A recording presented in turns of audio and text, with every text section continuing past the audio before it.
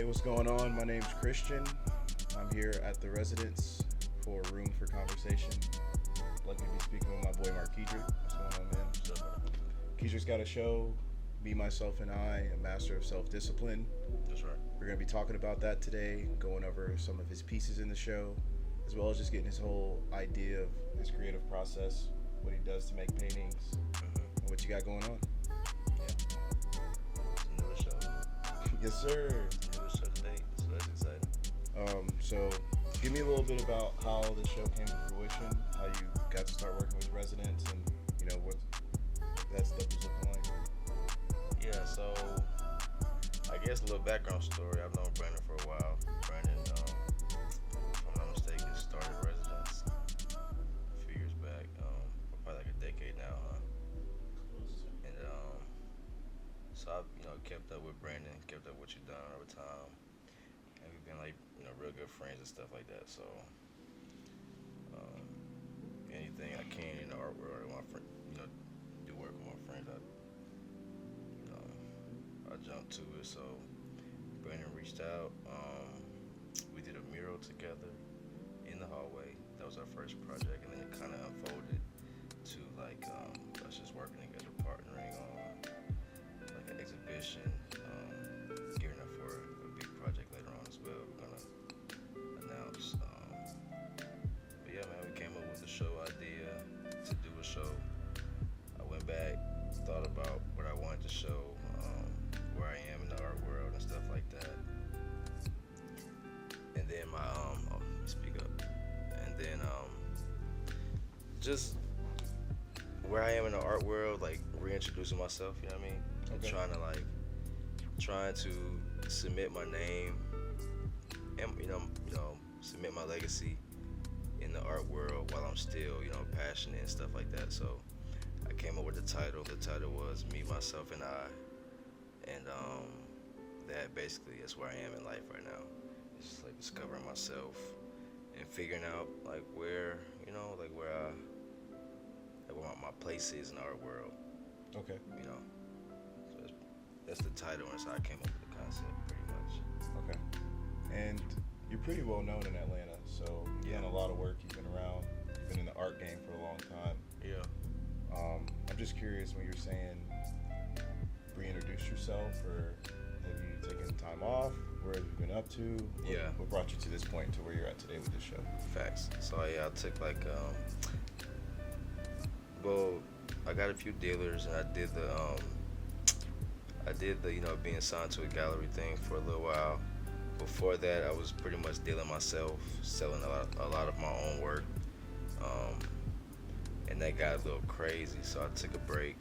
It was probably like a year break, no painting, just figuring out myself, getting things together, and then I want to say like about 9 months ago, I reintroduced myself back to the work and actually creating work and stuff like that. And so now this will be my, I think, first show back since taking a break from painting. And in that time, I learned a lot about myself, like figuring out what I haven't done and what I have done in the art world. Okay. It's like I haven't done a real introduction, so I was like, let me do an actual introduction to the art world, so that when I get there, they'll know who I am, pretty much. Yeah. That's crazy, because taking a break, it seems like, tell me like the emotions of that, the feeling of that. Were you excited? Were you like able to rest? Were you uneasy? What is that process as far as just stop doing something that you love? It's a lot of grind, a lot of effort to do. Like, Well, how does that feel? Yeah, I never stopped. Right, I always kept painting, but it was honestly peaceful, bro. Cause like I've painted my whole life. I'm always gonna paint. You know what I'm saying? Yeah. I'm always gonna paint. Right. You're always working on something, or got to keep this up. I know that for sure. Yeah, I'm always painting, so I never stopped. Like I never learned. It was it's the real life stuff. I had to learn how to do that. Right. Like the real life activation, or like things, like financing cars, taxes, bill, all that stuff. So I needed the break. It was a good break. And in that time, I didn't really feel I didn't feel compelled to paint as much because I knew I was like taking care of myself. Yep. You know what I mean? Like spiritually and like Yeah. life wise. So the art was always gonna. I always knew I was gonna come back to the art with like even better skills, better ideas and stuff like that. So it never felt like it wasn't a bad time. Didn't feel no pressure. Nothing. Like, Okay. yeah. We'll get to your background, but just for everybody listening as well as watching, Keidric and I have known each other since elementary school, Yep. per se, second grade, third grade. So I've been a close, long friend of his for a long time. And even when he was at SCAD, I was going to Georgia State. So I would always Mhm. come over to his house. He would have a ton of the homies at the house. Yep. And he would always just be painting. And everybody in the room would just be sitting there mesmerized watching you paint. So I got to watch you become a better artist. I got to watch you make lots of pieces, That's a fact. and just go through what I would consider, I guess, the ups and downs of being an artist. Like, it's That's a not fact. a very easy thing to do. People think Yep. you may just make paintings and then you sell them, and it's not like that at all. That's a It's a fact. lot of business. Yep. It's a lot of ups and downs, just like with life. But that also affects your art too, right? Like, that Mhm. makes you paint a certain way, or how has that helped you even with making this show when you were talking about taking that break? Well, it makes you independent as far as like needing representation and needing to like as like so a lot of so like you said the ups and downs as a painter I become a businessman and I can it's like they say a boss can also mop the floors. I got the keys to all the buildings or to the whole building. So um, within the ups and downs and me going through different stuff in the paint world, I've been able to see a broader, what I'm saying, perspective. Mm-hmm. Not just the painter, now I can do the business, now I can do the tech, the digital stuff, the content, all that. And the break kind of helped me with that, you know what I mean? That's good. Well, I'm glad you're back. Yeah, hell yeah. My boy's back. I think I answered that question. No, you did, man. But yeah. I want to go to a little bit of a background for people who may not know who you are, Yeah. may not be familiar with your work. I feel like Yeah. you are like this underground known guy in the city of Atlanta where everybody knows you. Yeah. And most people have seen some piece type of your work or some pieces, but they may not know it's a Markeidric. Right. So the Thugger, for example, Sir Thugger, you got a lot of pieces at the Trap Music Museum. You've done album covers, The Thug in the Collar. Thug in a Collar. Yeah. You've done brand deals. Kind of take me to a point of when you started painting, what got you into art, and when you knew like this is what you want to do, like you want to be a painter. My story, for those that don't know, I started off like anybody. I was good at drawing. Was always good at art. In like kindergarten, first, second grade, my teachers always tell my mom like he's really good at this, drawing and stuff like that. So she put me in lessons from the age of like 8 till I was 18 with the same lady, and that's how I developed my style. So that's how I started painting. I'd be in elementary school, going to art class after school, middle school, going to art class after school. I don't even think y'all knew that, like, as a kid. I don't think. Nah, my I had no friends- clue. We was all sports. Yeah, I knew everybody you was playing doing- sports, I was doing and sports. baseball and stuff. But Yep. So it was like it was extracurricular. It wasn't like so graduating high school, I knew I was going to do either art or sports. When stuff was going down in sports, I was like, nah, okay, I think art is gonna be more sustained into my life. You know what I mean? So then I went to SCAD. That's how I developed art community in Atlanta, pretty much. okay. And then I just started hanging out at different boutiques like Wish, Mama Near, Little 5 Points, and then we all just kind of built a community around cultural stuff and just the art scene, doing art stuff around artistic people. Like you were saying, people coming over, they're doing camera stuff, video stuff, and I'm painting, or Yep. might be making music and I'm painting. Like, it started from me hanging out at those boutiques, and then always have done art. You know what I mean? Like when I'm meeting everybody, I've always done art. Yeah, so I go back home drawing and painting. Nobody knew it, so growing into it now, it's just I feel like I've been doing the same thing all life. It feels natural. Like painting and drawing feels like my second hand. It's like it feels natural. Like I always paint and draw. So yeah, that's the evolution of me starting art classes as a little boy, learning Rembrandt, Da Vinci, Cezanne, Monet, how proper. I was studying that at like 11. Wow. Like I still remember copying Da Vinci sketches and drawings as a little kid. So for those that don't know, that's like an evolution to how I got to my style today. That's powerful. Yeah. It's powerful because you see it a lot nowadays with like sports. Like I knew I was meant to play basketball. Or I grew up playing Yep. basketball. Yep.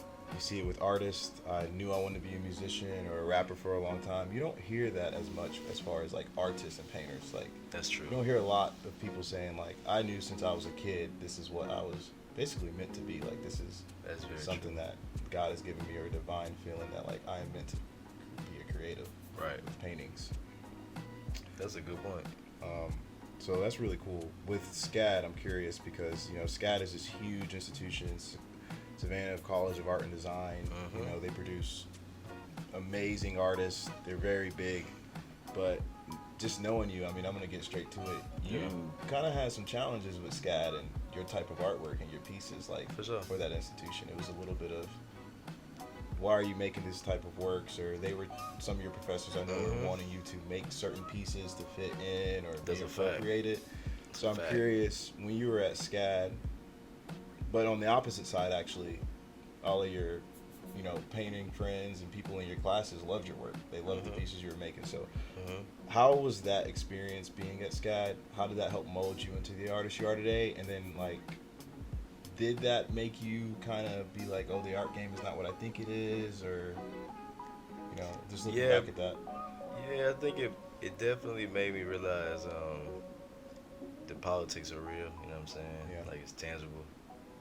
Like you think the politics is like you see art stuff in the movies and you think they're like overdoing it, but the politics are real because it's like the art world's like a community. So as soon as I got to SCAD, I realized like they want you to kind of conform. Well, And I'm not it's saying not enough space, not to interrupt you, but you taught me that a long time ago. There's it's only not- so many walls. Yeah, there's only so many walls. There's only so metaphorically, yeah, there's only so much space for artists. You know what I mean? Because they'll pick up. So we'll get on to that. Yeah. Okay. But I saw right away they want you to kind of conform. Not saying SCAD wants you to conform, but the contemporary art world has like a agenda almost. Mm-hmm. So, when you speak about me at SCAD, it was kind of like I was against the agenda a little bit. Yeah. Because I wanted to do. I have my own agenda, and I still do. You know what I mean? So they would pick fun at it a little bit, try to figure out my angle, whether it's like Black history or Black Renaissance or something like that. Yeah. They want to put you in not a box, but Yeah. basically like, Yeah, box. especially as what we call quote unquote a black artist, even though we don't look at it like that. Yeah. You're just an artist. Yeah. But Well, the thing is, it's almost weird because they wanted to break me. They wanted to like break me, not even put me in a box. Like, so their box is like contemporary, new, colorful, bright, and then Kehinde Wiley. yeah, but to make the black man almost like tasteful, Okay. and I'm like, Pop. well, no, I'm like bashful Right. with my approach to art. Like I'm not if it, like let's say I do oppression art, that's Right. not tasteful. White people And when it started, it wasn't either. When it first came out. Yeah, they'll be you were looking at uncomfortable. Monet and like me doing the Black Da Vinci or something like that, it would make certain people uncomfortable. Mm-hmm. So they almost wanted to break that out of me, Okay. like to make me less in my Black Renaissance. You know what I mean? Mhm. And bring more into a adaptive. What they call it when you bring inclusive Mhm. like art style, which I'm not. That's not my natural. Yeah. They want you to conform. They want you to. Yeah, but all inclusive to the new contemporary, like fads and stuff. Of course. Versus like develop my real interest, because they knew I was intrigued in like a new Black Renaissance. Okay. If you follow what I'm saying. Yeah. They know I'm intrigued in a black. And they know I was the guy to make a new Black Renaissance, but they almost were like poking at. Let's see if he's trying to do that, and let's try to make him conform a little bit so he doesn't get too black. You know what I mean? Or too progressive. Yeah. Like Like you already good, like Michael Jackson. Like you already good, but now you saying some powerful shit. Yeah. That's you know. And it's ironic too because you think as a painter, as an artist, any type of like person that expresses themselves through a medium, you should have the ability to create something and say this is who I am as a person, right? Yep. Or who I am Yep. represents my art. Yep. But ironically, they like it's okay to be who you are, but we need you to be like this. We need you to be from more these tasteful. type of artists. So Yeah, so people accept it. Yeah. or like fit this mold, right? Because the art game is all about who you know, what you know, fitting in spaces, galleries, collectors, For example, right? public art. Shouldn't art be the freest thing? Yeah, There's still some stuff you can't paint right. because people's emotions and politics. Yeah, Like if I want to, like if I paint certain things, there's certain people out there that would be like that are blackballing because it offends them. right. And it's provocative. Yeah, it's provocative, but art's supposed to be. If art is, supposed to be provocative. So that's what I was dealing with. It's like, oh, they want you to kind of still a little, Mm-hmm. So that's where I'm tinkering. That's what I'm, tampering with right there. Is like that line, towing the line of like saying stuff what needs to be said, and also not catering to like the systems, like boxes. Like, Yeah. So, You feel like you're at a point where and I was on that early. Yeah. you want to be successful, you want to get into these galleries. So let's just go. Okay, we talked about SCAD. We talked about like those challenges. Yeah. Now you're at a point where you're a full-time professional painter, right? Yeah. Your job is to make artwork, showcase your artwork.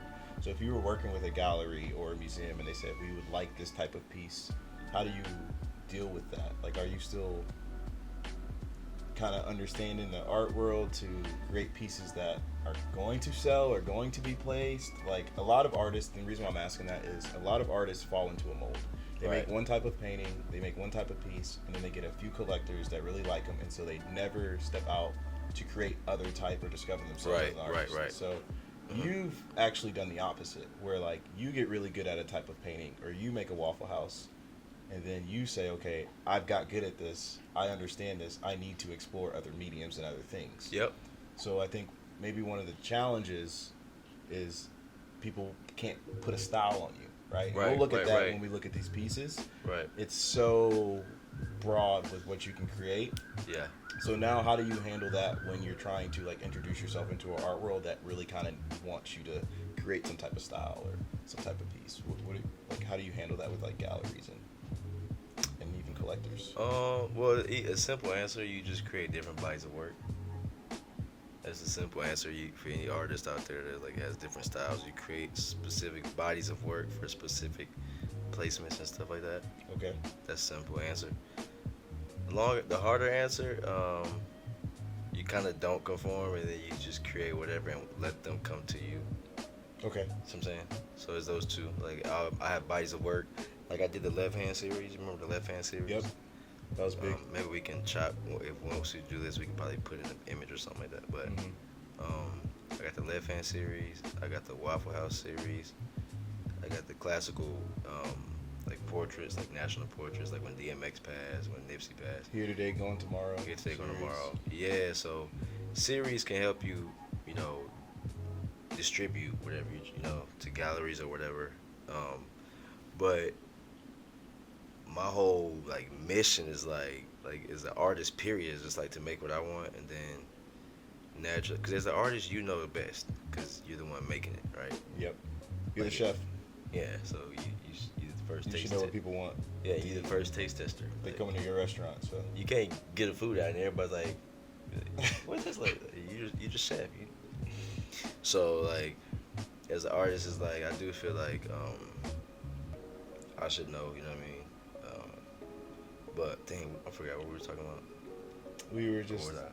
we were just talking about like making series or making pieces, yeah. but At least knowing where they are placed at, you know what I mean? Right. And then knowing how to, and just like a Spin little them art game. I mean, I've been working with you for a long time, so I've got to soak up and learn. of course. A gallery will say, hey, we want you to make 10 pieces, 15 pieces like this. Yep. Here's the money. Make these 15 pieces. We're going to buy all 15, or we're going to buy the first 10 and sell the last 5 or something Yep. like that. Mm-hmm. But let's say that show does really well and you sell out Mm-hmm. 9 times out of 10, they're not gonna come and say, okay, go figure something else out. They're gonna keep For the you same in that ones. mold. Yeah, So, Waffle House. Yep. especially if you get to the public auction space, if you get to like auctions or Christie's Oh yeah, that's when or it, yeah, Sotheby's, of course. because then you kind of get kind of held with your arms behind your back, because now you have to make these pieces, because now you have collectors coming to you. Yeah, and for they sure. only want a Waffle House because a Waffle House is worth more. For sure. They only want this type of painting. For And sure. you see that with a lot of artists, especially like in the black art world, I would say. Get pigeonholed. Get very pigeonholed, right? Like a very cliche thing that's happening right now, just from what I'm seeing, is there's a huge import of like different artists from Nigeria or different countries, and Yeah. they're very popular very quickly. They build a big body of work. They get kind of exploited, if I'm being honest. The galleries take advantage of them. They get exploited, and then now they're kind of pigeonholed. And then what happens, ironically, is the art market is very like volatile. It's like your artwork can go up very quickly, get stagnant, and then drop. Right. So I think it's important even for you to just make sure you like stay pure to what you know and stay authentic to what you know, and be patient, and like what you said, let them come to you. Yep. Because there is still a huge void in the art world for like black art or black artists, or even Right. artists like yourself who are introducing a new type of contemporary, Right. neoclassical, modern aspect. But I think if you can hold out a little bit longer, then I mean the sky's the limit, right? So, Yeah, that's how I feel. I agree, and that's my strategy. But the beauty is, I love painting. Like Right. that's like a lot of artists don't really love painting. I know that. You know what I mean? hmm So like for example, I would do this with no money. Like I do. You have. I have. Yeah. Yeah, exactly. Like, or man, I'm to the point. I got $10,000 paintings. I'll sell it for like $100 if I need it that bad, because I can make another one. Yeah. I'll say, I've Basquiat was drawing on pieces of paper for his friends, knowing they were going to galleries behind his back and just selling them for. It's a different level when you're like really tapped into like the value that you hold within the art. For example, like only Basquiat knows what the real value is. So he can sell you something, and he knows I got something crazy for real. I'll never let you see.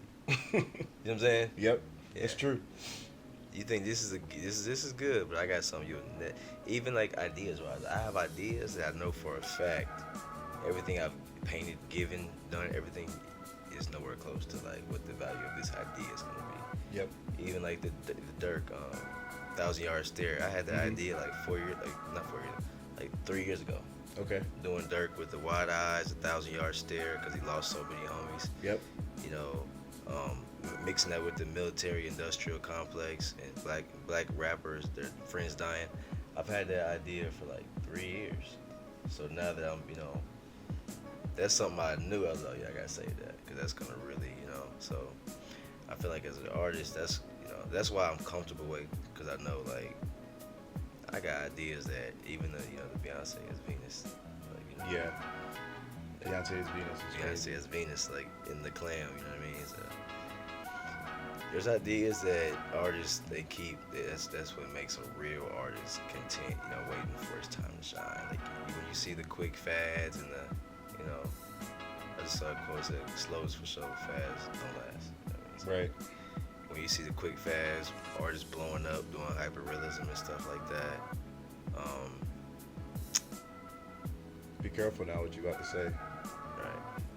I was just go keep going. I'm just listening. Yeah. I'm saying. When you see that kind of stuff, it's like, man, that stuff won't be around in like a few hundred years. Yeah. They won't even be able to tell the difference from hyperrealism and a photograph. They won't know the difference between that and AI. And then, with that being said, that means they won't care. Wow, you know. Mm-hmm. So it's like, yeah, we've taken art to like that's another topic too, where art has gone with tech and modern digital and all this, Yeah. projectors and all that. Where tech has gone with art, that's another conversation. But when it comes to like the value of the paintings, it's like, nah, the painting it's gonna get back to human hand, human error. Yep. Like the fact that I can make something that's almost hyper realistic, but you can see a human hand error. You can see my handwriting. That's gonna be worth millions again. Yep. I What agree. we're dealing with right now is a reason why the Renaissance is worth that much. because they needed that at that time. So we're gonna get back to where they need real painting again. Yeah. It's like, at least for your paintings, like the imperfections make it perfect. Yeah, Like that you can step away from like even this dirt and look at it and it looks like an image, and then when you get up close you see the broad brushstrokes, the Yeah. valuations, yeah, the deep colors you have. yeah. Okay. So Hey, you know, I just think that's what I'm working on, the importance of the painting world, like the Okay. artist. So, and that's how I'm trying to build out, my series moving forward. That's why I got me, myself, and I yep. at this point, introducing myself to the art world, putting statements out there. You know what I mean, for other artists to follow, for the collectors, the gallerists, dealers. Okay. Yeah. You know, That's good to know. I appreciate you kind of Yeah, explaining it's where been you've fun. been, where you're at, where you're going. Let's actually get into talking a little bit more about the show that you're doing with residents. Residents. Okay. You had the blessing to be with Residents. They have this amazing curated space. Brandon's done a great job of basically taking an entire house and home and curating it into a in-house resident style. He has a showroom. He has a whole setup. We had a crazy DJ Uh-huh. for the dinner that we had Yeah. earlier this week. When you were putting this show together, me, myself, and I, the Mastery of Self-Discipline, Uh-huh. what is that creative process as far as curating, painting, things like that? How does it go from an idea to actually you starting to create the work and actually creating the body for the show? It starts with my first thought is like, what piece will the concept be based on? And there was a painting I did, a painting of myself as Rembrandt, Okay. one of his Rembrandt studies, and that painting for me right now kind of symbolizes where I am within my life and the art. You know what I'm saying? Mhm. Like figuring out who I am in life and in the art world. It's like it met together at the same time. Like, molding myself into the man I'm gonna be and where I should be with art and in life. So that painting I did, that became like the centerfold of like my whole concept with the show and with the series of work I'm doing moving forward. So it starts with a piece that I'm gonna base the show on, and then supporting paintings. Okay. From there, I kind of map out the space. I spent time in the residence space and created a mural here, so I'm familiar with the space. You know what I mean? Mhm. That helps. But after I find the pieces, I just bring them in to kind of start the curating process. It revolves around the main piece being it's like real estate, looking at each wall space and each room as real estate, and I might need to put shingles on this wall, this might need a new paint job. Design. So I'm really looking at the space as like real estate. I'm Okay. finding out which wall needs the main piece, which wall needs an anomaly, a piece that just draws you to that space. Yeah. You But did that upstairs with halftime. See what I'm I wanna saying? go- yeah. An anomaly off to the side. You go to the side room and you see something like, whoa, what is this? Mhm. That's big. So I'm thinking about that as well. And then I'm thinking about like introductory pieces, like when you come downstairs, the Mona Lisa Mhm. or the horse painting, the American landowner. Mhm. It's just conversation pieces in the right space, the theme piece in the right space upstairs in the living room. See what Okay. I'm saying? And the best place to show art is in a lived space. You know what I mean? Or like a showroom space where, because typically you would Photoshop it into a home, but but this setting's ideal. So the process was natural. Like I said, pretty much like a real estate type of mentality. Okay. What deserves to go where and what's gonna bring what type of effect Yeah. when you see it. Yeah. The curation like brought it alive, being Yeah. in the resident space. The walls, the wall color, the decoration, the Yep. appliances, everything. Yeah. Brandon and the team's done an amazing job with the space. You guys Yeah. got to come check it out. So, And we'll have videos on that, right? We'll have content on the actual space, the events that we did, and stuff like that, and more things moving forward. yeah, From my understanding. let's So what you got coming up next? What you got going on? Coming up next, we got Atlanta. Is it Atlanta Design Festival? Design Atlanta Festival in September. which is gonna be during Art Week, I think. Yep. Yeah. Okay. So we're building out for that. Um, And will people be able to come to Residence and check out more of the pieces and see the space? Yeah, for sure. You guys got to come check it out. It's amazing. Yeah, and we'll adjust some things for that for that time as well, for that space as well. So right now, building out the logistics of what that's gonna look like. Okay. So we got that. I'm also working on. Building out my own solo show, like meant to my next big retrospective. I did the 15 years of momentum, like 2016. Yep. That was like a big retrospective, 85 pieces, a performance, a film, merchandise. We had models. The performance, I laid there for 3 hours, the whole show with the rag over my face. We might be able to add that in there too, clips of that. But I want to do another retrospective. So And explain a retrospective. a retrospective is like a collection of an artist's work over a period of time. Okay. So it might be like a 15-year body of work or evolution that the artist has been through for like 10 to 15 years. And a retrospective is like taking a collection of that time period and putting it into a big exhibition. You see a lot of like older artists do it, or artists that have been like in a like gone away for a while. They'll come back and do a retrospective. Okay. Of like a whole timeline. So that's what 15 years of momentum was. It was a retrospective from me being an artist for 15 years. And so I titled it 15 Years of Momentum. We did that in 2016. Yeah. And Christian was a part of it too. Like Big show. We've been doing. Christian been with me for the past 15, 20 years. Yeah, forever, man.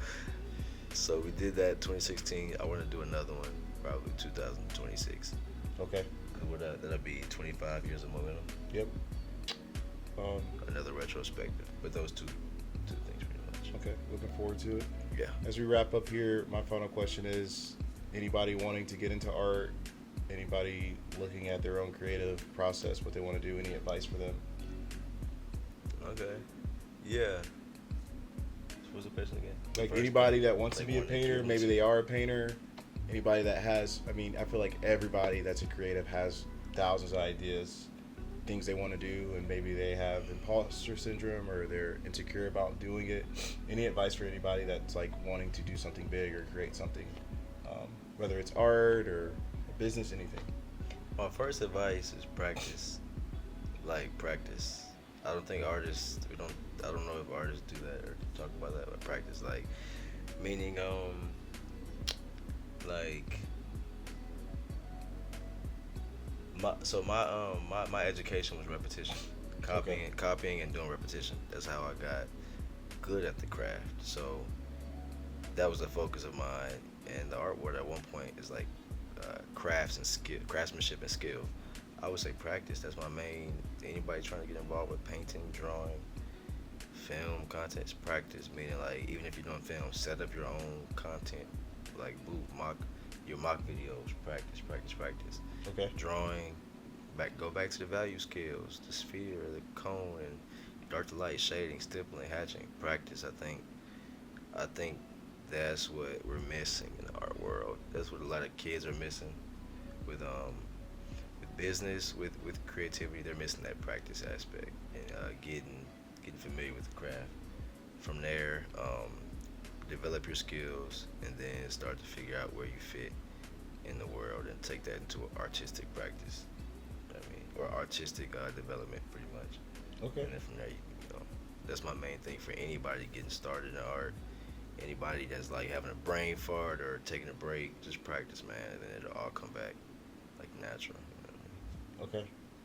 My Yeah, boy, I appreciate you. Christian, Shouts my out to the guy. residents as well for having us. Shout out to Brandon, man, resident. Shouts out Brandon. Check out Be Myself and I. Yeah, hopefully Master we of keep doing Discipline. this. You can also check out more information on Residents ATL. Yeah. Yep. Check out their Instagram. They're always doing amazing things. Schedule a time to come check out the showroom. They have open hours. It's an amazing place that we're in right now. Markeidric.com. Markeidric.com. He has pieces up as well. prints available. Working on a blog too, Okay, to attach all of it and more content like this. So, love it. yeah, Check it out. Boom.